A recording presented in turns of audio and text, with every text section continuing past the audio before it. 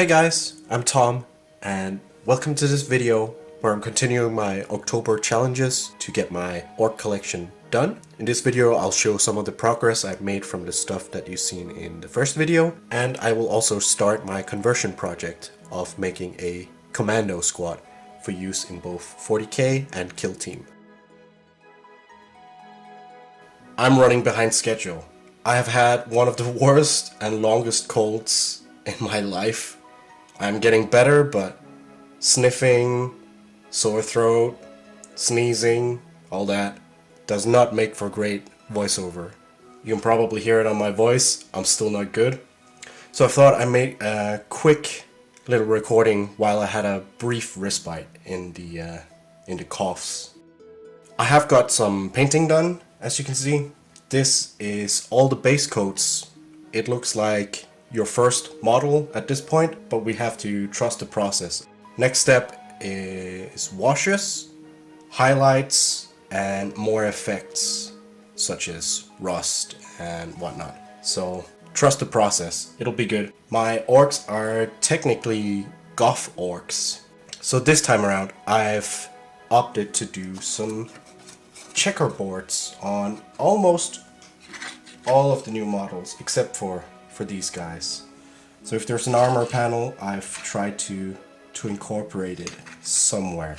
You don't have to be neat at all if you want to do the checkers and stuff, and you can do them in different sizes, and even like I only did one coat of everything on my orcs, even the wirings and stuff. It adds a lot of false details with just a couple of panels done this way. And once you wash it and stipple it with some metals and rust and stuff, you can't see that the lines weren't neat from the beginning anyway. Not much else to say about it at this stage. Let's continue, and hopefully it will soon turn from something that looks like your first model into something that you're pretty happy to put on the table. Right, let's look at some commandos.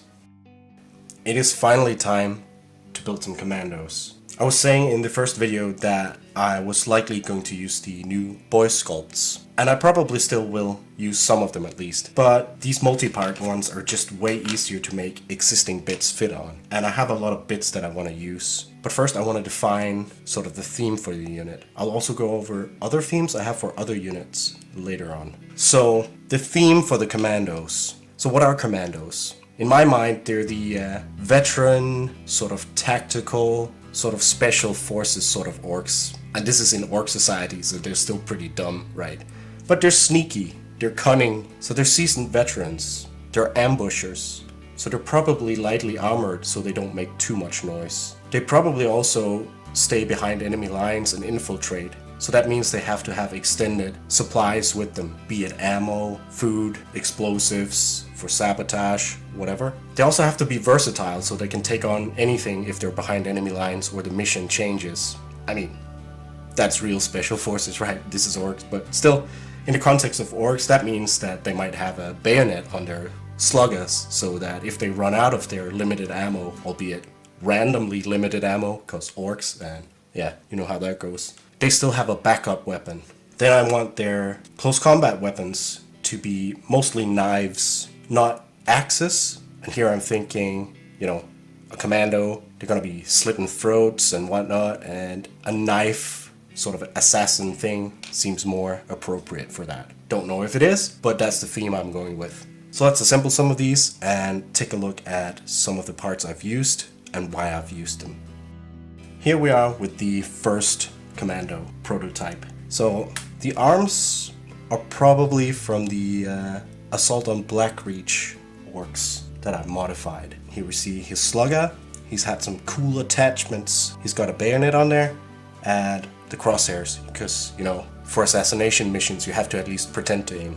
That they're not aligned properly or that he is not actually looking through the crosshairs. I mean, it's orcs. He believes it, so therefore he's aiming. That works. Then the shrouded face here I felt was very sneaky. I believe that is from the biker kit, the war bikes. Then he has some ammo pouch, and the body and the ammo backpack are from the old boys kit, Big Shooter or rocket launcher boy. and then a grenade on there. I was debating putting some more magazines on here, but I felt this guy is busy enough with the big backpack. Some of the other guys might have loads of equipment on their back for whatever mission they're about to go on.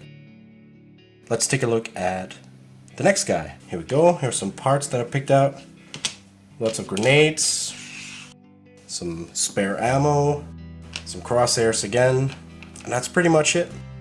And his head is somewhere around here. So taking a look at this guy, I have him looking sort of upwards. He's facing a window, seeing an overhead aircraft coming in, just scanning the environment, whatever. So he has a couple of extra magazines on him. He has some grenades he can throw up into a window or just ready. And of course, he has his crosshairs, and he has a bunch of grenades and a knife, chopper, machete with him as well. And here is another guy. Hopefully you can start seeing the theme emerge. But here we have once again, a knife and a shrouded face, no goggles this time. Minimal armor. This guy has a set of binoculars, monoculars, whatever it might be. An observation tool, that seems appropriate. Various bits of ammo and a holstered slugger. Let's see how he comes together. And our third squad member, he's sort of an observation specialist. I believe this part is from the battle wagon, possibly, with the head, and the previous head probably being from bikers or devcopters. So again, he has loads of equipment, and extra ammo, and his chopper, and his pistol, and all of that. Here I've selected parts for another squad member. I've selected this blade for him. To me, this is more of an intimidation and brush or execution weapon. And following that theme, I'm going to make this guy the squad's sort of hothead, or the guy that specializes in psychological warfare. So he's going to carry around some trophies that he can leave to scare the local defenders and whatnot. And he's going to have the same sort of equipment that all the rest have. Right, we are back with this guy. And I forgot to mention the arm is from the new Devcopters models, and the head is from the Squighog Riders. I believe the trophies are from Knobs. So this guy is the squad's intimidation specialist. Looks menacing, I think. He's a little bit off, but he still has this tactical setup with pouches on the front, like a plate carrier and whatnot. Right, next up, I want to make another sort of specialist in the squad. I want this guy to be the explosives expert. Granted, everyone's going to have grenades, some of them, quite a lot of them, but I want this guy to be running forward with a bunch of explosives or satchel charge or something, ready to blow up an enemy position while covering fire is happening or something like that. Anyway, it is also time to get a little bit more brave. I've been very safe so far with the multi-part kits and just a bit of kit bashing. Let's get into a little bit more conversion-y territory. So like I said, I want him to be running forward, and that's a bit hard to do with the old boys kit. So instead, I've taken this guy from the new kit. And just want to say that there's surprisingly few mold lines on them, so that's a plus. There are monopos, I don't want to get into all that. Yeah, so this is my stock version. Gotta keep him. And let me just assemble him real quick. Oop. Need to glue all this. But I managed to cut off the arms with minor issues. And these are his arms. I can use those for another guy project because they're slightly different from all the multi-part stuff. So now I have a sprinting running pose I can do stuff with. I'll check back in once I've decided on a pose, and we can also compare the two guys. Right, let's check in about halfway through this. I've cleaned some bits, this is what's going on there, and just want to check in because it turned out that removing the head and popping on a new one was quite easy. And this is from a burner boy. The old head is definitely still usable, so I'm gonna put the rest of this stuff on. And I have a pistol here I've removed, and an old 3rd or 4th edition boys kit, which is practically identical to the previous boys kit. The weapons came in one piece and you had to cut off the handle. So anyway, I'm gonna glue this on. He's gonna have his slugger and his chopper, of course, somewhere. He's gonna be a little bit loaded with equipment, so he might not have that many pouches and stuff. Maybe he'll borrow spare ammo from a guy like this who's carrying a whole backpack full of it. So yeah, gotta fix this guy up. Be back in a sec.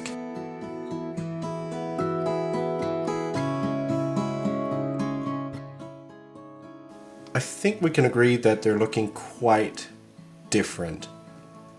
So these guys are definitely convertible, at least this guy is. A little bit of improvised armor here, I suppose, in the anti-tank mine on the chest, or tank buster bomb. And he got his chopper on his back, and the slugger. I opted out of giving him a crosshair. It just looked too much in the way of things. And I figured this guy, being such a specialist as he is, and his slugger would pretty much just be a backup weapon and not a primary one. I'm pretty happy with this guy. So far, I'm pretty happy with my progress. For the sake of getting some content out in October, I think I'll stop around here. I'll do one more squad member. I'll do a distraction grot.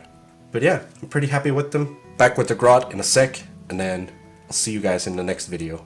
Alright, here we are with the parts for the Commando grot, or distraction grot, Killteam or 40k. I'm using the base of the grot from the Squighawk Riders. In the first video, I showed that I replaced him with a different guy from the Storm Boys kit, who's now falling off. So I thought this guy would be perfect, because at least in Killteam, the Commando grot has like a zipline thing. And I thought he has 2 of these, one on the back. It can be a bit hard to see right now. Looks like kind of climbing spikes, some kind of explosive or something to launch that climbing spike. Or maybe it's just pipe bombs, who knows. And then I thought I'd give him sort of a commando-y head, like it'll match some of his big brothers in the Commando squad.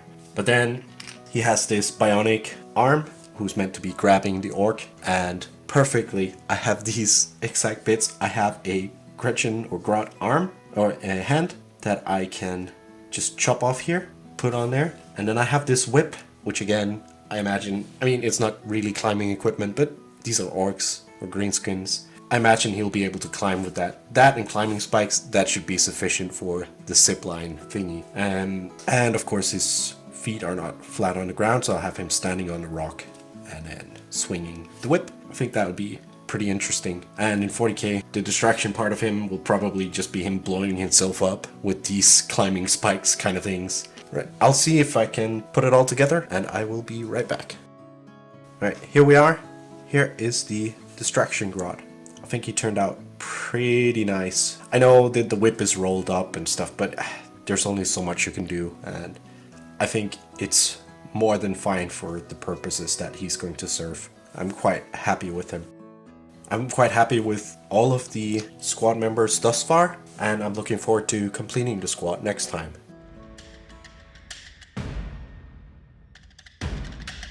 The next video will be continuation of the Commando squad, more painting progress, and some other character conversions, I hope. If you watched all the way till the end, then thank you so much for watching, and again, apologies for the infrequent videos. Hope it'll pick up when my health and real life allows me to push out more videos. Hopefully I will catch you in the next ORKtober video, and hopefully that will be in October. Take care guys, cheers.